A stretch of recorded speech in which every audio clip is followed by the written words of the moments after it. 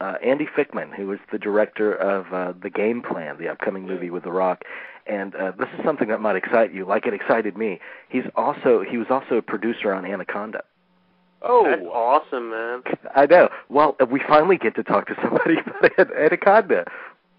Well, maybe he can speak to what we have known all along, which is that it was meant to be, that John Voight's interpretation of that project was where it was meant to be. I think so. One of the great comic performances of the past 20 years. One of the great punchlines in the last 10, 15 years with the wink. Yeah, I mean that's wink, the famous wink. Yeah, or infamous wink, whatever. There's so many little ticks and things that he has in that movie, and he seems to be the one that's in on the joke. His new film, The Game Plan, starring Dwayne "The Rock" Johnson, opens in theaters everywhere this Friday. It is a great pleasure to welcome writer, producer, and director Andy Fickman to our show. Mr. Fickman, are you there? I am there. Thanks, guys. Mr. Fickman, thank you so much for being with us tonight. I'm very excited. First of all, it's Andy. No, Mr. Fickman. Okay, cool. Well, welcome to the show, Andy. If I keep hearing Mr. Fickman, I feel like I'm walking into that set on Dateline to Catch a Predator, and immediately I get a little awkward. Well, actually, wait, is there something you're not telling us? Well, I'm just hoping that the broadcast doesn't lead to the authorities finding me. Oh, wow. This is actually a sting.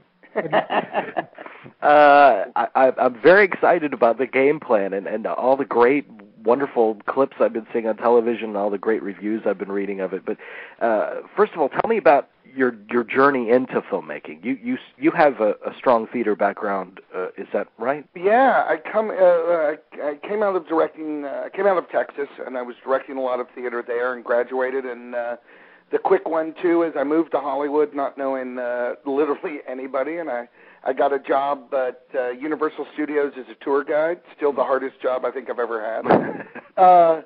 And then from there, I went into a mailroom at an agency called Triad, which has now been absorbed by the William Morris agency, but it was a great training ground to get a kind of behind the scenes. And from there, I started doing development for an amazing actor named Gene Wilder. Wow. And I was with Gene at a production company called Pall Mall Productions for several years. And while that happened, I helped form a theater company called Fountainhead Theater Company in Los Angeles with a bunch of unknowns like Molly Shannon and Anne Heche and Ron Livingston and John Lee Hancock. Well, that's a pretty great group of people, Andrew Schaefer. And then, so I went from, I would do my Hollywood day job of development, and then at night I'd go to the theater and direct. And then I left Gene's company and I did the similar job heading development for another great actress, Bette Midler. So I was with Bette for several years at her company, All Girl Productions. I was the all boy at All Girl. And then from there, again, continued all with my theater, and then I went to a company run by an amazing woman named Verna Hara called Middle Fork Productions, where we did, in fact, do Anaconda. And I actually, listen, I love the fact that people love Anaconda. We had a lot of fun with it, and we were really pleased with what it was. And it was a lot of fun to watch. It's a silly romp, but that's what we were going for. Now, Anaconda is one of my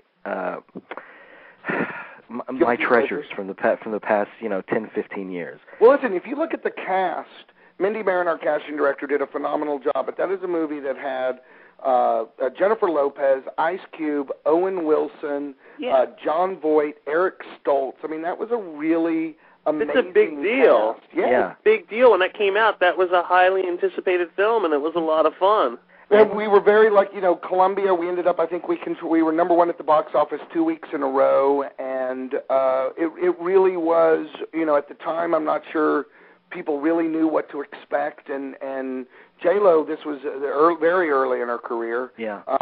And I think, probably Voight and Stoltz were our two biggest names at the time. Owen Wilson had just come off Bottle Rocket.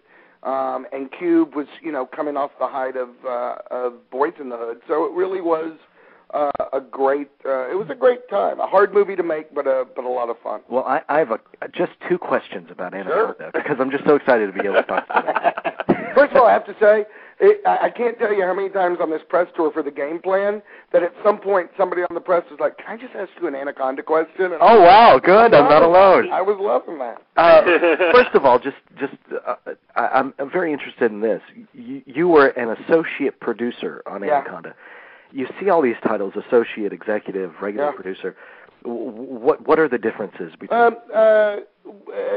I didn't start as associate producer, and at the time I was heading, I think my title was Senior Vice President of Development for Middle Fork. Anaconda was a script that I found from an agent, brought it into our production company, helped drive it over to Columbia not literally, I think we used a messenger service, but I helped get it set up at Columbia Pictures. And really, from a development standpoint, a lot of times as an executive, you do a ton of work, but you're just never given anything for the work. That's the job you were hired to do. And Anaconda was such a thing for me. It was such, the type of movies that I grew up loving, like Jaws, that I was sort of the relentless one. And during the course of it, where I continued to stay on the set and stay in production and be very hands-on, both Verna Hara as a producer and Columbia Pictures, the people over at Columbia, they all sort of said to me, you know what, you've earned your producer stripes on this one. So it was a really nice, it was an unexpected treat, and it was a great way to help move to the next level of my career as well. Oh, absolutely. And my last question about Anaconda. Jon Voight in that film, I think it's one of the great comic performances. And do you have any stories or any observations? Yeah, well, I will say that the actual script, Jon Voight is a genius actor. And he was coming off the movie Rosewood at the time, and actually had very limited time. I think a few conversations. Our director Lucio Llosa, who had done Sniper and Specialist. Yeah.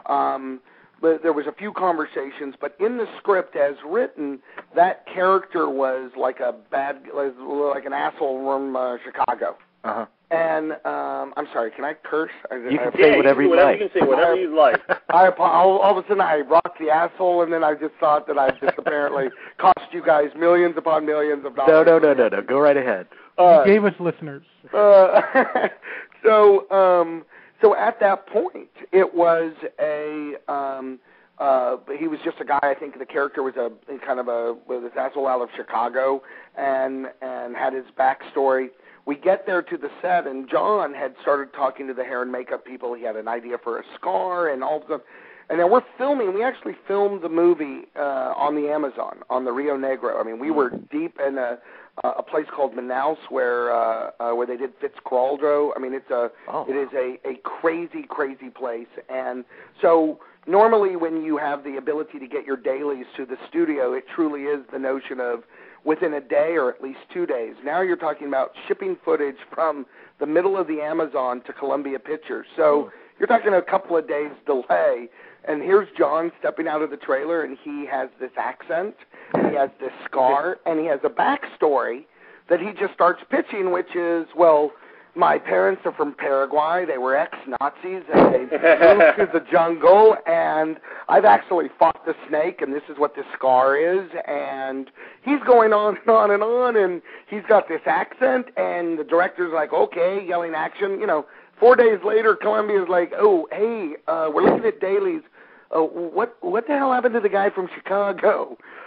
We don't actually know anything about this guy in this Paraguay. Like, when did this happen? And I think John, as an actor, really sort of did a good job of convincing him that he had a handle on this character and to trust him. And it really turned out, even if there were doubters along the way, and it really turned out to cut together great. And certainly the critics, if whether they loved or hated the movie, there seemed to be a universal feeling of appreciation for what John did. As a matter of fact, Siskel and Ebert both commented that they felt that John should have gotten an Academy Award nomination because they said for the notion of what a supporting character does, they this is to us what a great supporting character actor here is. He's creating a character that is that is so larger than life, and we feel that's what the Academy should nominate. Apparently, the Academy did not get the message that Anaconda should be nominated, but we appreciated Siskel and Ebert. Well, it's not the first time the Academy. Apparently, the memo did not make it all the way. Yeah. Now, okay, enough about Anaconda. Now, the movie musical, I want to talk to you a little bit about this because it's experienced a real resurgence in the past few years. Yeah.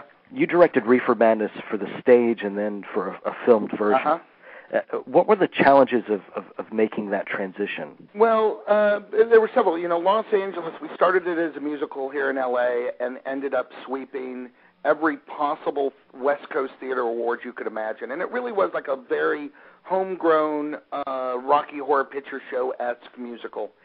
But the fact that we not only swept all the awards, but while we were in L.A., it became, you could look in the audience of our tiny little theater, and every week it was Warren Beatty, Keanu Reeves, it was a who's who of Hollywood coming to see us. And then we transferred. We were purchased by the Nederlanders to go off Broadway in one of the biggest opportunities given, and we, of course, opened about 4 days after 9/11 in New York. So naturally, as you can imagine, the city certainly wasn't ready to celebrate all things Reefer Madness. It was a rough time to be in New York no matter what. Harder to be opening a play when the last thing people wanted to do was go to theater. So we sort of died in New York. We sort of thought the show was done. And then Bob Greenblatt, who had just taken over as the head of Showtime and really responsible for everything from Tudors to Californication to Weeds, all the resurgence that Showtime has had has all been under Bob's tutelage. And Bob had been a huge fan of the stage play in L.A., and he called us maybe, I think, literally day 2 of being there.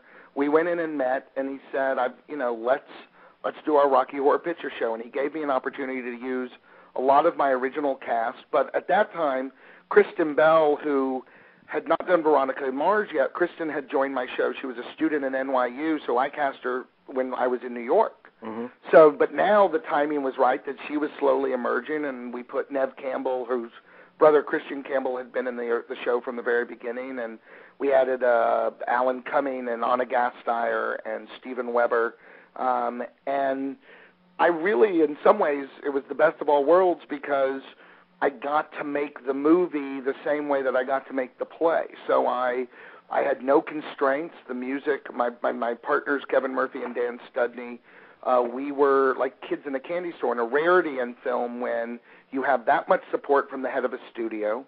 You have the challenges of making a musical are huge because you're not just making, obviously, it's hard enough to make a movie. Now add 16 production numbers, add recording every sort of song, add all of the elements that's going to be, and hoping that you get it right. The end result was we got nominated for multiple Emmys. We ended up winning an Emmy Award. We won the Premier Audience Jury Award at the Deauville Film Festival. We won numerous other sort of International Satellite Award. Like we were so thrilled with what the reception finally was. And we got to premiere at Sundance, and no greater way to go to Sundance than having the fact that your movie is already bought. So you're surrounded by nervous filmmakers who have put their homes up and hoping that there's somebody comes right. And we're going in literally like having cappuccinos, like, la, la, la, I'm in Sundance skiing and getting swag, and really nobody has to buy my movie. We're not even in competition, but we're the premiere. We're having our big premiere at the Eccles Theater, the main theater. The place was packed. It was truly a remarkable experience. Oh, you can just sit back and enjoy the experience. That's incredible. And I had several friends who were filmmakers who truly did have the house up for mortgage and had their film in competition. And, I'd feel horrible because we'd be doing the same amount of press, but again, mine was, via Showtime helping to be like, pick up the van, and I'd run into them and they'd all be like huddled in the back of like a used VW, like eating one Ritz cracker and being like, if the movie doesn't sell, I have to come live with you forever. So tell me about the game plan. How did the opportunity to direct the game plan come to you? I had just finished a movie with Amanda Bynes called She's the Man that had been out, and actually we hadn't even released at that point, but there was a nice, as these things sometimes work, there seemed to be a nice buzz building in town. Some people had seen it from various studios, and opportunities were coming my way. And I just started reading a bunch of scripts, and I have a 10-year-old. So the notion of doing a movie that was just pure family entertainment, whereas Reefer Madness was certainly something that my son couldn't enjoy. Right. So I have to say there was endless times over the course of like kindergarten where we'd get the call from the principal saying, "Is it possible your kindergartner could not mention Reefer Madness 40 times a day?" Because we're having a hard time explaining to the kids exactly what what his daddy does for a living. And all of our paraphernalia, everything with Reefer Madness was a bong, was like, Oh, wow. So it was like play dates were always about, can you hide everything in the closet every time a child comes over? And I've always said, nothing that he can appreciate now, but of course the kid will turn 12 or 13 and Dad will be like, put all that Reefer Madness stuff up, and he'll be the coolest kid in the neighborhood, except for all the parents will hate him. So She's the Man, which was very much aimed at like a teen girl audience, and so even that was a little bit more, out of his wheelhouse. And then here I'm reading this story that I grew up in Texas, so the idea of doing a football movie, and there was all this kind of great elements of ballet, and I thought the fun of the choreography of what I had experienced with Reefer Madness, and it was Disney. And if you're going to do a family entertainment, nobody does family movies better than Disney. I mean, even for me, just thinking back growing up as a kid and thinking of Disney, this was just a great opportunity. So tell me about the working relationship with Disney, their level of collaboration with the director. Really, I had heard probably like from a lot of people that, you're getting ready to go into this factory and kill yourself before you go in. And I had the benefit that when I was working with Bette Midler, our production deal was actually at Disney. So I had been an executive on a movie at Disney called Hocus Pocus. I had been an executive on a movie with Chevy Chase called Man of the House with Jonathan Taylor Thomas. So I'd certainly gone through from an executive standpoint Disney.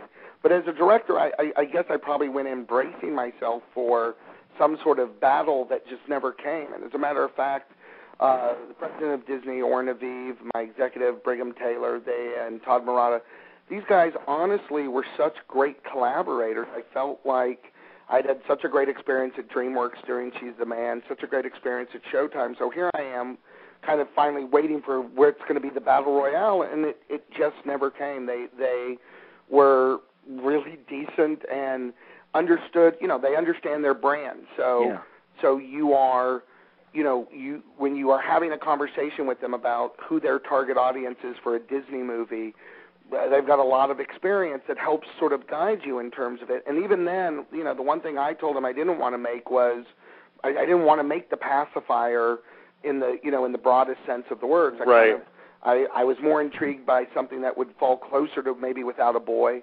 I was more intrigued to do something that was a little bit edgier or darker, and certainly working with The Rock, I was going to be able to explore some of that. And every step of the way, Disney was just, they were very supportive. Actually, The Rock and I've spent all day, we are in prep right now. We're going to do a big reimagination of Escape to Witch Mountain. I read that, yeah. We're starting to film that at the top of the year, and even that, like I said, I don't want to do a kid's adventure movie, and Disney is allowing me to make a completely kick-ass action thriller that has nothing to do with being geared at kids, but doing just an amazing kick-ass version of Witch Mountain. And I feel like, if you can find that level of relationship with your executives and you can find that camaraderie with them, the sky's the limit. Oh, yeah. Hold great. on to that. And I'll also say I think that maybe my approach is, when I come to the director's cut, where normally I think a lot of directors shut the executives out, and I'll see you in 10 weeks when you can look at my movie, and I have an open-door policy during editing. I let the head of the studio and everybody, I got nothing to hide. If you want to come and spend a couple hours with me when I'm editing and want to see where I'm going, if you want to offer an opinion, offer an opinion. I got nothing, I'd rather you sit and be a part of my process and collaborate with me and communicate with me than the sort of classic, here's my movie, take it or leave it, because I find when that happens, everyone has an opinion. You guys will look at game plan, and there'll be something you might like, something you won't like. That's the subjective nature of watching movies. So the same thing as an executive, they're going to have an opinion, and some of it might be valid, some of it might not be. But when you're doing it under the less pressure cooker of it's a cut movie, and now you're giving me 400 pages of notes, I'd rather do it when I'm still discovering the movie in the edit. Right. And that way I can talk it through with you. And if I'm passionate for it, I'm going to convince you otherwise. And if you're passionate for it, there's every reason to assume that you'll convince me that, you know what, that's the right way to think. Yeah, and it makes for a better, it would have to make for a better film. Yeah. I think what it makes, I feel like at the end it's a movie that everybody can love and embrace. And when we started testing, our test numbers, you can never be, you can say, you can love and hate the idea of these sort of testings, but our test numbers have been some of the highest Disney had in years. Yeah. And I think that is a direct relationship of that sort of collaborative effort. Yeah. And your tracking is ahead of The Kingdom, the other release this weekend. I read that today, that the awareness for the game plan is head and shoulders above that film. It's been pretty remarkable, and I think going back to what we said about Disney, when it comes to if you're going to do a family film, who do you want to market it? Boy, howdy, Disney knows how to reach families, even with the use of Disney Channel, Disney.com. And I think if they love the movie as Dick Cook and Bob Iger and Oren Aviv and all the heads of the studio have really embraced this film, I feel like they are getting behind the movie. Mm. Tell me a little bit about The Rock. Obviously, you've gone along great with him in your collaboration with him. You're doing it again, but he has an incredible amount of charisma and presence, and he's yes, he does. He's building up to be just a fantastic actor. He's a big girly man. Take him down. I've been on a press tour with him for 2 weeks. I'll tell you a couple things about The Rock. Okay. He's a lousy kisser. He hogs the pillows. Every morning to have to wake up and shave that chest. Who needs it? You know what? Scorsese doesn't shave DiCaprio. At least I don't think so. He is, the minute that I was told, go and sit down and meet with The Rock, I have this image of I think he's from what I've seen, I think that, I liked what he did in Be Cool. I thought that he was a lot of fun in Rundown. Yeah. I especially liked when he hosted Saturday Night Live. Yeah. But I had this image of I'm going to go sit down with The Rock. I'm a guy who comes out of directing theater and working with Gene Wilder and Bette Midler. I'm not sure what our conversation is going to be. I don't do I mention the Terry Funk and the Funk Brothers of wrestling? Where am I going with this? And I sat down, and honestly, before he said even hello, he said, I just got to ask you a question. What are your thoughts on Elvis Presley? And I said, well, I grew up in Texas. I love Elvis. And he said, no. I mean, do you actually really know anything about it? He didn't want to just hear the basic throwaway. And we spent an hour talking about Elvis and his movies and his music, which was a crucial part that was layered into our movie in the game plan. But I find him, I wish I could find the one bad thing about him. And having the opportunity to work with so many actors, sometimes you walk away from an actor and you're like, that's a very talented actor, but that actor is very troubled. Or that's a talented actor, but God forbid they're on the call sheet for first thing in the morning because they're not good in the morning. Dwayne he truly is as committed to this as a craft. This is not a hobby for him. This is a career that he has long wanted. And his dedication to the cast and crew is just unparalleled. And as you can imagine, when you're coming off something like this and you're talking about what your next movie is going to be, I don't think you dive into doing your very next movie with the same star unless you just came off such an experience that made you think, God, I can't wait to spend another year with this guy. Oh yeah. And I feel like the charisma and we talked about this a lot on the press tour too, which is the guy's a movie star in that sense that there's plenty of actors I'm sure you guys can name off too that are great actors, but no matter what, the audience doesn't race to see them, or the audience can't watch their performance and feel connected to them. Right. This guy has a relationship with the audience. He genuinely feels like they can connect. And on the press tour, I've just never seen that many people just so excited to meet this guy, just even from the press alone. And you're right. It's an unusual experience. Yeah, it's one of those intangible things that you know he's a movie star. Yeah, we talk about people like, those great, like the Steve McQueens and all of these guys who are these kind of iconic imagery. And I honestly believe Dwayne has a kid's view of, like, he's just so thrilled and excited and humble. We'd walk out of a set. We filmed in Boston, and it's a great city and a tricky city to film in too. It's not built on the notion of filming movies. And we'd walk out of a location, and there'd be 300-400 fans lined up screaming The Rock's name. And this is a guy who would take the time. He'd look at me and be like, "Can I just have a few minutes?" And he'd run across the street and sign as many autographs, pose for as many pictures, just because his fans had taken the time to show up and had been waiting in the cold for 3 hours. He's not a guy who's just whipping up the hand and, like, giving the wave or ducking into the Escalade. This is a guy who feels like he's there because of these people. That's who he wants to connect with. That's great. It made me feel completely horrible about myself. Mainly because I noticed that nobody was yelling, "Fickman!" They will be. I just yelled at my assistant. I forced my assistant to stand outside with one crappy camera and yell "Fickman" and take my picture, and then I ducked into the Escalade. Now, you mentioned Witch Mountain, and I want to talk to you about another one of your future projects. Sure. Very, very briefly. We had a chance to speak with Allison Burnett. Yeah. And he's the screenwriter of the new Fame film that you're directing. Where are you guys at with that project? We're in the Hollywood speak is we're in talks. Okay. This is a project that we have been in discussions about for some time, predating Allison. The producers are the same producers of She's the Man in terms of Lakeshore and the people over at MGU, just some great people behind this project. Mark Canton and Fame is probably one of my all-time favorite movies, and Alan Parker's what he did with Fame and Commitments. I mean, I'm so in awe of this guy, and I think I've always stated with Fame that I'm honored that they have come to me to discuss this.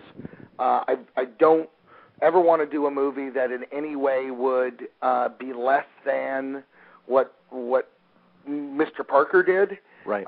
And I certainly don't want to do the thing that almost the wah-wah feeling of like, oh, Fame 2007, wah-wah. Like, like, here's what you can do. Go spend 2 hours and watch the original. Yeah. Watch Coco take off her shirt and cry will be better than anything on this version. And so I think that at this stage, and Al's certainly one of the great screenwriters in Hollywood right now. So we're in those talking stages to see if we're on the same page creatively, and B, are we on the same page with a deal, and finally, are we on the same page timeline? Because as it goes, we are an industry right now that is bracing for the potential of a strike. Yeah, right. And we're in a weird universe of having conversations that are, for a strike that doesn't exist, we have conversations that are pre-strike and post-strike. Mm-hmm. And if I can do one movie, which is legitimately as the director, I'm only going to be able to get one movie out before the strike. And right now that clearly seems to be Witch Mountain, as that's where we're, we have a start date and we're kind of racing, those deals are done and the energy there. So then it becomes a question of, is Fame going to be available for me? Is Fame going to wait for me? And is Fame going to be the movie I want to do? Yeah. All of that is what we're in the exploring way. But I will say that if it all comes together, and if I am lucky enough to be the director of Fame, I guarantee that my version of Fame will be in complete honor of what Mr. Parker did, and will never feel like a sequel to, and never feel like a remake of, but will hopefully live in its own universe.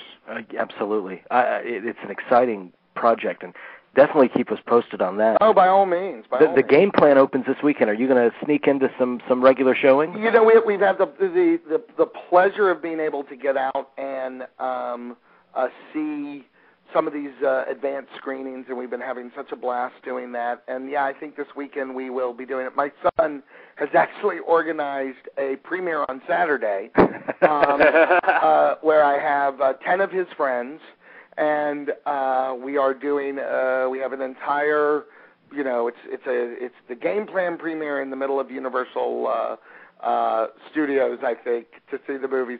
So I for sure will be seeing it with a real audience. And I love, to be honest, there's nothing greater. The worst audience to see your movie is a Hollywood audience. Yeah. Because it's there's nothing more jaded than people who get paid to work in the business. It's always the joke of like when you go on location and you go to a city, any place else other than Hollywood to go rent a house in a neighborhood. These people are so excited to rent to Hollywood. You try to go to any neighborhood in Hollywood and rent a home where people in Hollywood work and live. They're the first to be like, "Oh, I do not want a film crew." That's very true. Horrible. Yeah. I don't want you near. So I feel like when you watch a movie, that we were very lucky. Sunday we had the premiere and the place was very rowdy. And Monday night we were able to have our cast and crew screening at the El Capitan, and the response has been great. But I love just seeing with an audience that has no preconceived notions. They've spent their money, they've put down their dollars, and they want to be entertained. That's what I want to see, whether or not I did the job of entertaining them. Absolutely. Well, we can't wait. The game plan opens this weekend. Andy, thank you so much for joining us. Thank you very much, Andy. And I look forward as we get down the road with Witch Mountain, let's do it again. It's a great pleasure to welcome director Andy Fickman to Movie Geeks United. Andy. Gentlemen. Hey. Gentlemen, the coolest part about being on the show again and loving being on the show is that as I'm reminded as I can hear you guys talk about something like McCabe and Mrs. Milton, that's a great movie. Oh. Like all of a sudden I'm sitting here thinking I got nothing to talk about. I'm gonna go sit and watch an Altman film tonight because that is a great movie. No, you got the big one in March, one of the big ones. It's very excited. We are thrilled. Say that again? It's a childhood favorite. Like when I was in elementary school, the original one. That was all the rage. It was literally one of my favorites in elementary school too. Mm-hmm. And so just an opportunity to expand the mythology of Witch Mountain World to be doing something on that size and scale and sort of playing in something that I grew up loving and having that sort of real clear respect for, but just such fanboy love and lust that it was awesome. And look, I got to meet Kim Richards and Ike Eisman, the kids from the original, and have them be in our movie. That was about as cool as it gets. That is. I bet. Now let me bring up your previous movie before we delve right into Race to Witch Mountain. The one that I did, the porno? Why didn't you invite us to the set? All right. It's usually a closed set unless you have $20, and then it's open to everybody. Not the porno. You're okay. close. But the last time you were on the show, we discussed the game plan. Yeah. And at that point, I had not yet seen your film. I saw it shortly after our interview, and I have to share this with you. I watched it with my older brother. We're both very strong, masculine men. Don't laugh. And I have to admit, it's a confession here.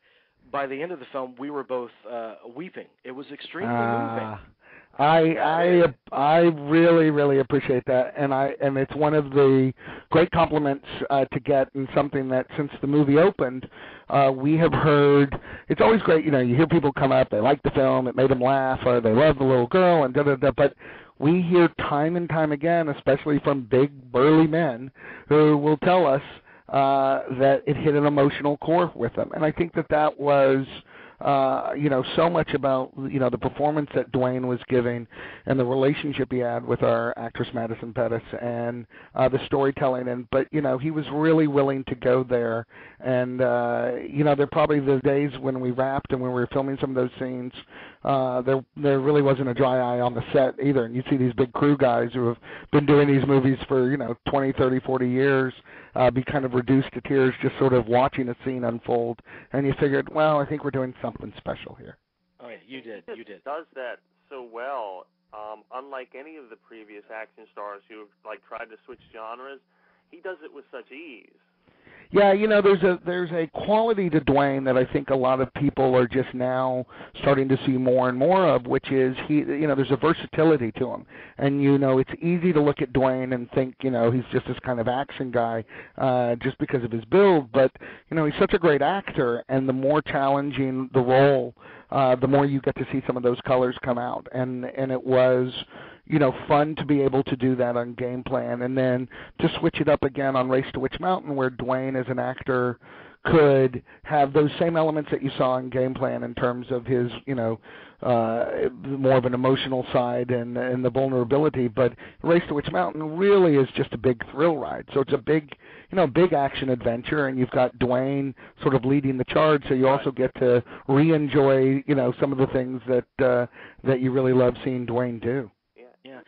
Last time you were on, we talked a bit about Witch Mountain because you were just about to dive into it, and you said you didn't want to make just your average kid's adventure. You wanted to go out and do a kick-ass action thriller. Did you accomplish your mission? Well, look, if I said that, I completely agree with me. Matter of fact, as you were talking, the more you quoted me, I thought, I am very smart. I would like to have you guys call me every day and quote back things I said a year ago. I can do that. Just so I can be like, really? I said that? I can't imagine. It's funny you said that, because that statement and that sort of ideology is sort of what drove us during making the movie. It was kind of our checklist. Anytime we'd be in a scene, we would be looking at each other to make sure both the cast and the crew, our stunt coordinator, our DP, the actors, we were just always making sure that was the type of movie we were doing. And if we felt like we were doing a scene that didn't live up to that, we'd scrap it or go a completely different direction, try a different stunt. Now, we had brought in the Scott Rogers and the Ghost stunt team, who had done such phenomenal work on the Bourne movies and Spider-Man movies, and so we knew that we were also putting together a team that could help us deliver that same sort of great intensity and high adventure that they had done in previous films. So yeah, I think that was the goal every step of the way. And now that we're seeing the finished product and seeing and hearing audiences' reactions to it, we're really, really thrilled with how it came out. So you talked about your love of Escape to Witch Mountain, yeah, the early film, and you consider this one more of a continuing or another chapter? Yeah, it's there's always the catchwords, reimagination, and it is that for me it is another chapter in that Escape to Witch Mountain in 1975 told very specifically from the book the story of Tony and Tia and Jason O'Day and the sort of them surviving a ship crash and not being really aware of who they were, and making the discovery that they were aliens, and being chased by Aristotle Bolt and the bad guys. And then in 1978 you had Return to Witch Mountain, where a very self-aware Tony and Tia come back to continue an adventure. And so I feel like those two movies very much dealt with the lives of those characters, and I feel like cut to 30 years later, it was more about the Witch Mountain mythology. It was more about there were places that from the book that the town of Stony Creek, which was sort of a mysterious haven for aliens, that we have brought back to life in our movie. There are touchstone moments where you can look over and see Kim and Ike and very specific type roles here that might or might not be those characters grown up. So you can feel that it's a continuation, but it's definitely a brand new story and a brand new sort of chapter and adventure.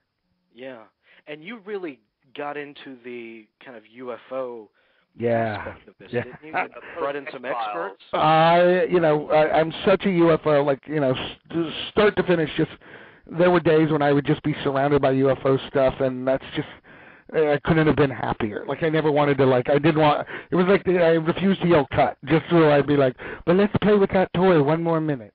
I was born in Roswell, New Mexico, so I have a certain love and affection for all things UFOs. Wow, okay, that'll do it. That'll stick with you. And but yeah, we wanted it to be, we wanted to ground the movie in reality. So we brought in, military advisors, intelligence advisors. We went to Cheyenne Mountain and got to tour NORAD and made sure the interior of our Witch Mountain had a very realistic military feel, so it didn't feel like you were stepping into sort of an otherworld fantasy. And then for the UFO side of it, I wanted to make sure we had real experts sort of involved in the production and on screen, and we got very lucky to have Whitley and Ann Strieber come aboard and be in the movie. We got Bill Burns from UFO Hunters and UFO Magazine. We got Dr. Roger Lear, one of the chief sort of alien implant experts, and on and on, the people from Legendary Times, the people from Fate Magazine.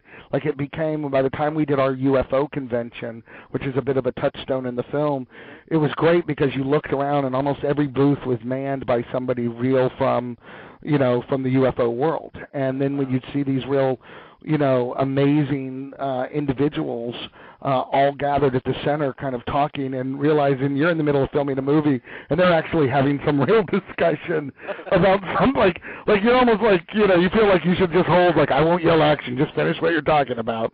Because that sounds fascinating. I'd like to be a part of that. And so that was a real big excitement for me. To have them involved. And I think it was really important for the cast to be able to meet people like that who could tell them, this wasn't a question of me putting an imprint on them of saying, I want you to believe in UFOs or don't believe in UFOs, but I wanted them to have an exposure to some of the material that, that might not be 100% mainstream, but is definitely out there. And it was great watching them meet these people and get to know them and really see people's opinions begin to form, and it was really wonderful. Yeah, that is something about filmmaking, too, because it's something that, as an audience, we don't often think about. With the makers of the film, all these different kinds of genres and subjects that you've tackled in your films, they're like their own education, each project. It's like an educational journey. Yeah, I mean, you come out of Game Plan, and I was a huge football fanatic, so when you came out of Game Plan, I felt like I was able to play with football, but it was all the extra time spent with the Boston Ballet and learning everything about ballet. And She's the Man, it was all about soccer and having people like Vinnie Jones and people who really came from that world, around and helping. On Reefer Madness, it was Tommy Chong. What was the question? I got thrown there for a little second, but yeah, it's good for a director. We'll leave it at that. Yeah. Clearly, Race to Witch Mountain is the kind of biggest scale movie that you've done. I'm wondering, as a director, does it feel like a normal film set or film experience times 10 for you?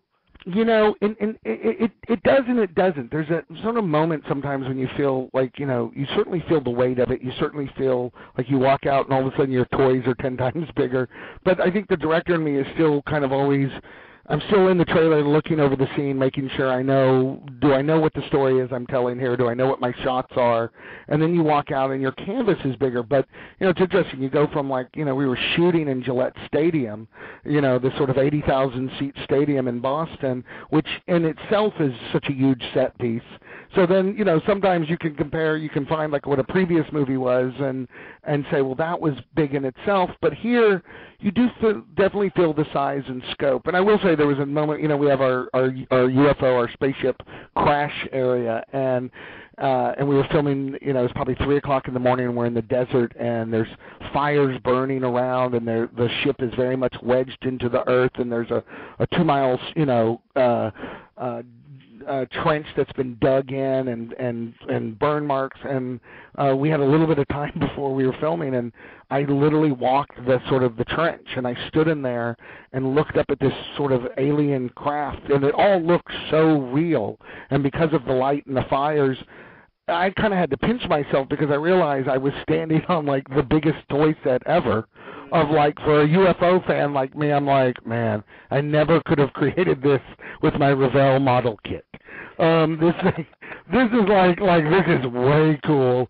So yeah, you definitely get the size and scope. And then we filmed in Vegas for a couple of weeks, and once you start managing what it's like to film inside a casino that's operating at that time, and what to do between your extras and those people, we closed down the Strip a couple of nights.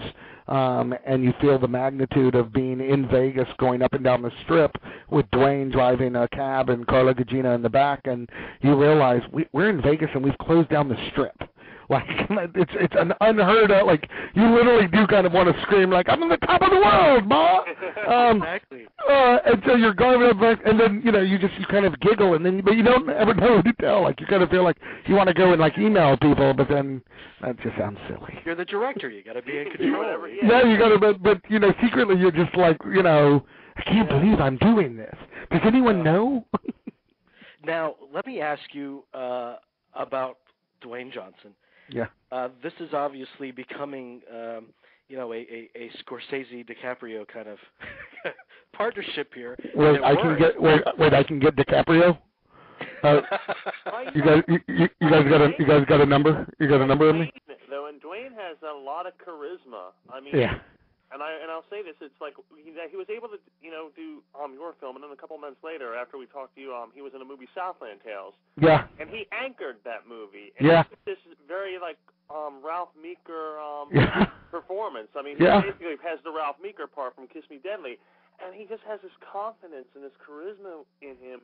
And you see it. I mean, you see it in Gridiron Gang. You see it in the Game Plan, and it looks like in this film too. I mean, this guy has really notched taking the action hero and all that to a whole other level. Yeah, listen, it's fun for me to work with somebody that I get inspired by. And Dwayne, I'd hate for him to hear this, because then I'll never hear the end of it. But Dwayne inspires me. I mean, he's a guy who comes on the set, and you see the interaction he has with the cast and the crew, and they're all pumped up to work. And he's genuine. It really, he motivates people by the work he's doing. This isn't a guy who goes back to his trailer between takes. This isn't a guy who's, don't look at me. This is a guy literally who's just hanging out on the set all day long with you and laughing and having fun. And what do you need? And, you get those situations where, at a certain level, I guess, as a celebrity and a star, you can, let everybody know you'll be back in your trailer, and your co-star can work opposite the double there. And Dwayne, it's just not Dwayne. Dwayne will stay and want to make sure everybody is getting what they need creatively. And then when you're working with him, he and I improv a lot. So having done these two movies back to back, we're sort of used to each other's voices. And, before we leave a scene, I think we're both looking to make sure we got everything we wanted. And he'll try, the guy will try anything. And it's that sort of trust that makes you kind of look down your list and think, I can't wait to do another movie with him, just because I know it's going to be a great experience. Mm-hmm. Yeah. And when you say improv, what is your approach to improv? I tell him exactly what to say, and then he does it. It's more of an Andy improv. It's really just me just saying, here's the line reading, and then I give him beef every time he does it well.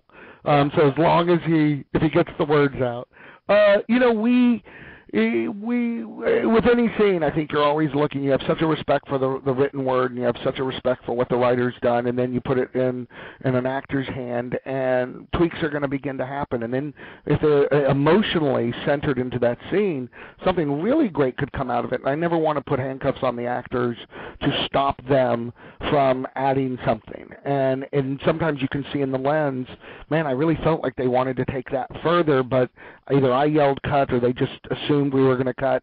So let's do another round and let's go further with it. And that's sometimes some of the best stuff that you find when you're in the editing room, is that those extra takes, that you only have one version of that take, but that's all you needed because there was something really magical that came from it. And I love to do that with all of the cast, and as long as there's a good common trust with everybody, and as long as they're in the character mode and thinking the right way, then a lot of great can come out of it.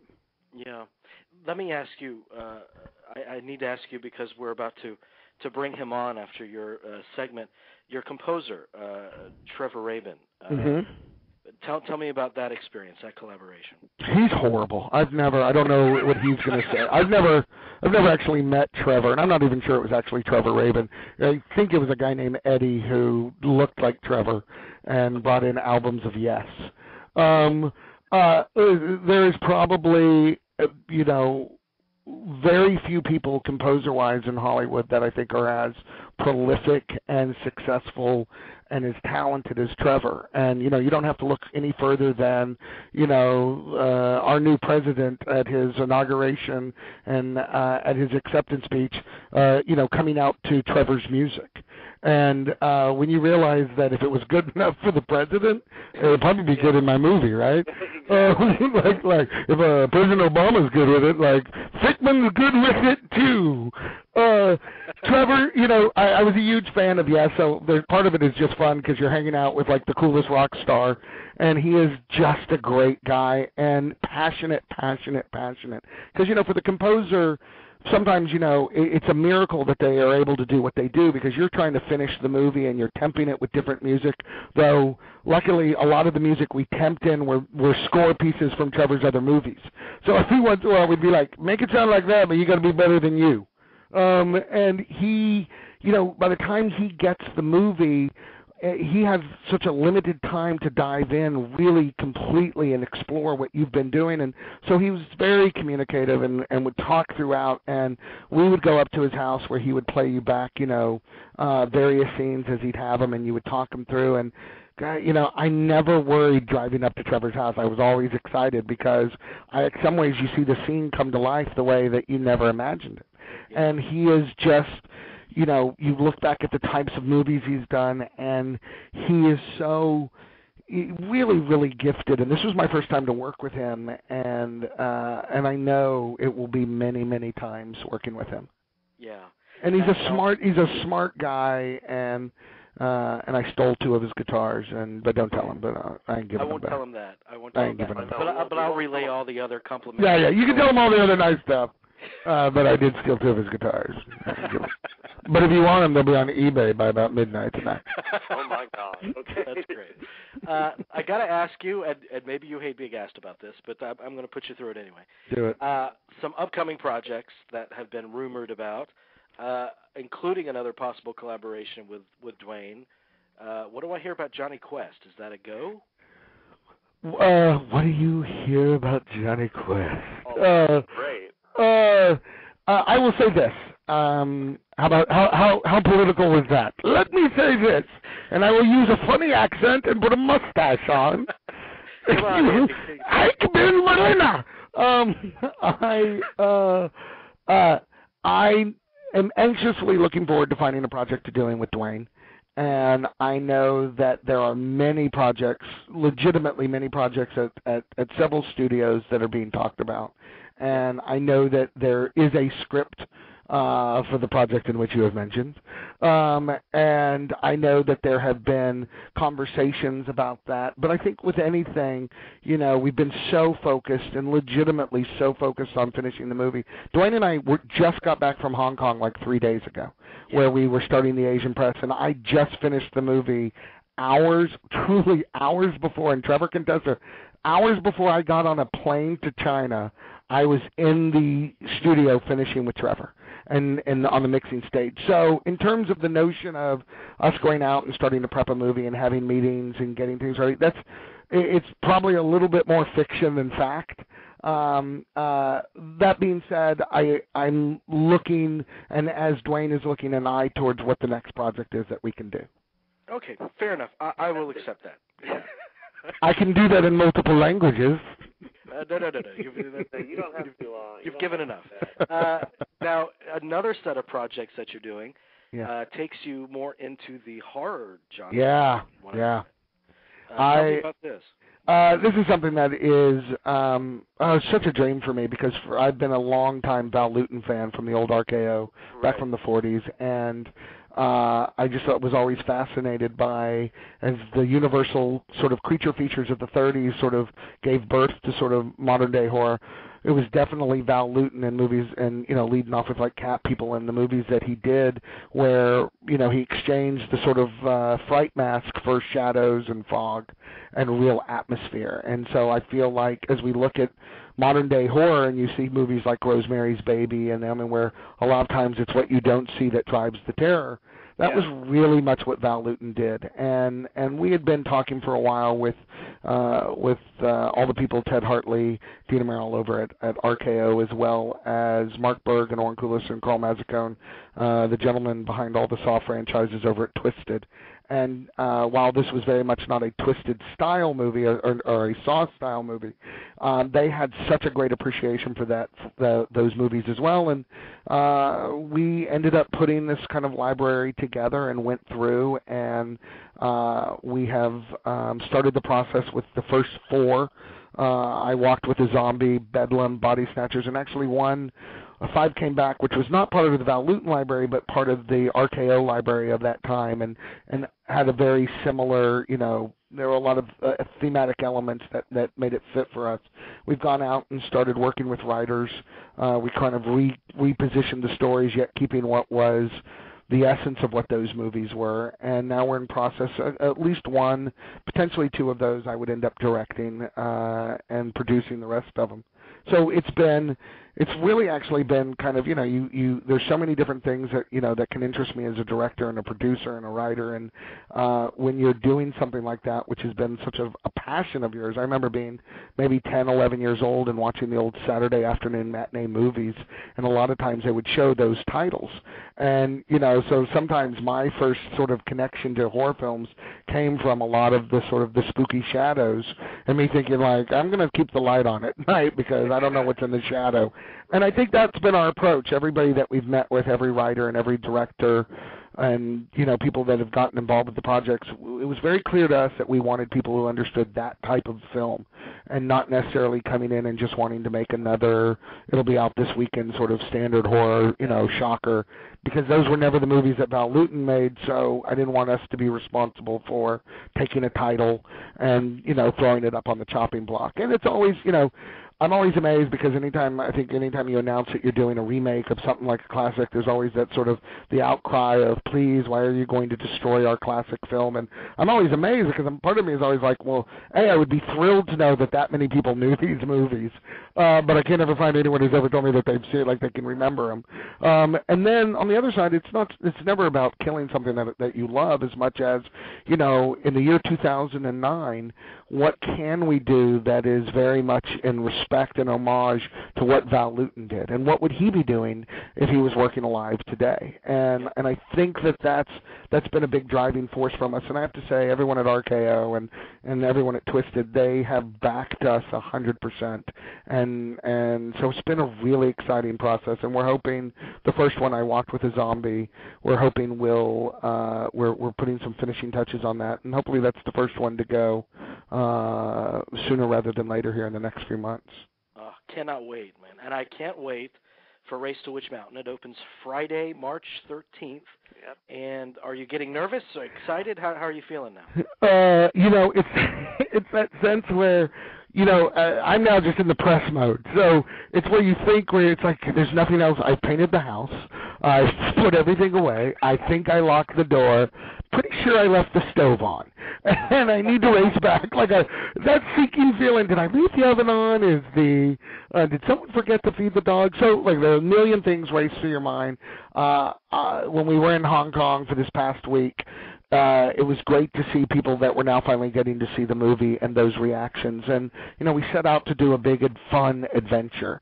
And I think that when we hear people come out afterwards telling us that, that's exciting. And, Dwayne and I, we will head off to the press tour starting tomorrow. And we're going to be, between now and April 11th, we're really going to be sort of all over the world talking about the movie. And so it's always an exciting time. And, like anybody, it's like you guys doing your show. What you want to hear from everybody is, man, that was a great show. What you never want to hear is, of the shows you've done, that was not my favorite show. Could you go back? I love that one you did 3 years ago. That show was awesome. Right. So you definitely, you put yourself out there on the sleeve, but I love this movie, and not only Dwayne Johnson, but Carla Gugino is just such a treat to have on screen, and she's always smart, always sexy, always funny. The two teenagers, Anna Sophia Robb, she killed me in Bridges of Terabithia. I just think she's such a gifted young, actress, and Alexander Ludwig is just kicking butt in there. And then we got the only guy I ever wanted to play the villain, Kieran Hines, because I just thought that guy was Caesar in Rome. That guy was in Munich. That guy never does these types of movies, and he was on Broadway in The Seafarer, and I went and tracked him down, and he agreed to come on, and we've got Tom Everett Scott and Chris Marquette and Gary Marshall and Cheech Marin. I mean, it's just been a fun experience having the opportunity to work with that many great people where you show up on the set and you're like, I'm not a bad day today. Yeah. Oh, that sounds amazing. And we're going to push the movie hard for you. I appreciate that. Get everybody out there. And we love you, Andy. You guys have always been, I have to say that what's always fun about the press stories, you sometimes get to reconnect with people that you've had a really positive experience with in the past, and you guys are the top of the list, and it's an honor for me to come on here. And so anytime you guys need me, next time I'm shooting a porno, call me from the set. Let's get that going. Yeah, definitely. We'll definitely. I don't have a lot of time to talk when I'm shooting the pornos because I got quarters are going into the actual bed, and it shakes, and I have limited time to shoot. Talk is extremely overrated when it comes. You know what? It's a lot of blah blah blah. Get to the action. Blah blah blah. Get to the action. You cut dialogue. Who's going to need it? Though I always keep did anyone ask for a pizza? I always keep that line because that's always my signature line. Oh yeah. All right, Andy. Thank you so much, my friend. Thank you, guys. Tell Trevor he's fired. Okay. Okay, bye-bye now. Bye-bye.